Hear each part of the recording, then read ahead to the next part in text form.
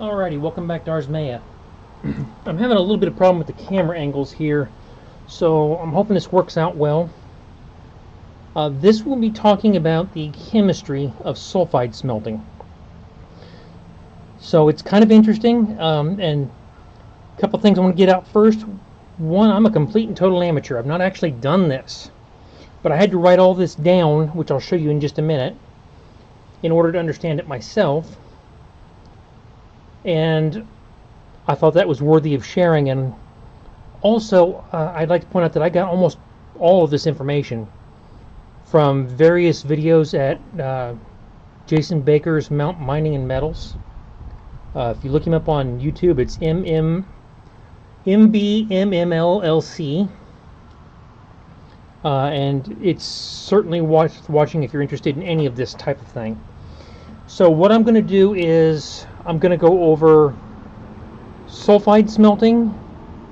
I'm going to touch on some of how it used to be done prior to the method I'm going to be using, and how that can be applied as well if you had non-sulfur smelting.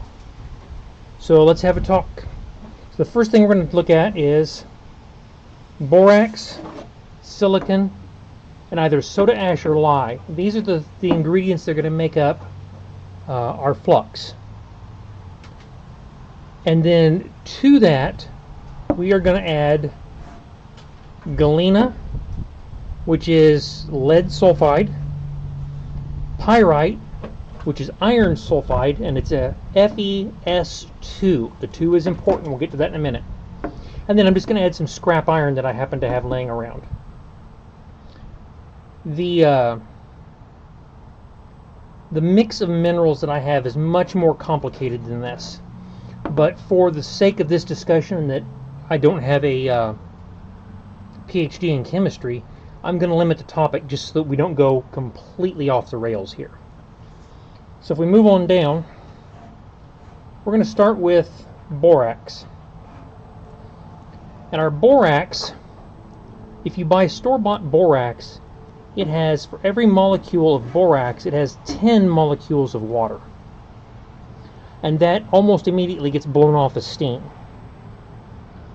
Then once it gets a little bit hotter past that, and if you want, I'll stop and say, I have what's known as anhydrous borax, which is the same thing, but without the water.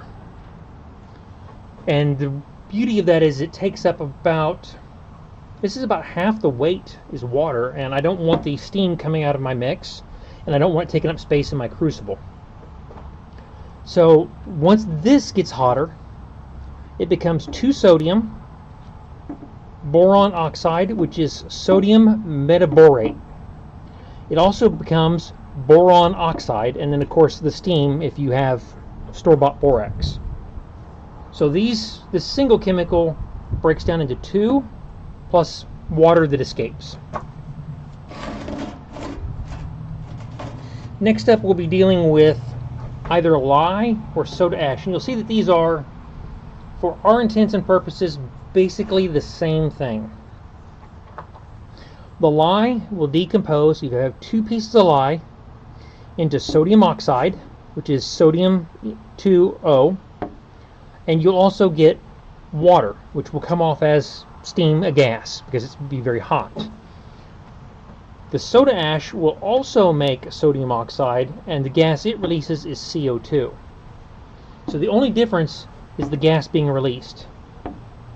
The other significant difference is that for every 1 molecule of this, you will get, or pardon me, every 2 molecules of lye, you'll get 1 molecule of gas, whereas soda ash and CO2 are 1 to 1. I have soda ash. I probably should have got the lye because it'll be less bubbly, which could be to my benefit, but I already have it, so that's what I'm going to use. The last component of our flux is going to be silica, or silicon dioxide, and the formula for that is silicon O2. The previous video I discussed, I've got quite a bit of quartz left over in my ore, and what I'm going to do for my purposes is basically not put in the silica. I've already got a lot there. It'd be difficult to get the right ratio, especially the ratio of silica to borax is important because that determines how thick or thin your flux is. So I may just have to play with that and see how it works. So when I put all that together, sodium metaborate, boron oxide, sodium oxide, and silicon dioxide gives me sodium borosilicate glass. That is what is our flux. Now, a flux is really more of a verb than a noun. It's an action. So when the chemical process is in motion, it's a flux. Once it's absorbed all the trash in the system and it's cooled down, it becomes a hardened material, glassy, and that is considered to be a slag, a waste product. So that is the chemical portion of what we're doing, and now we're going to deal with our galena, our pyrite, and our iron. So if we look at our galena is lead sulfide, and we mix it with iron under high temp, we will get a jump of that sulfur over to the iron.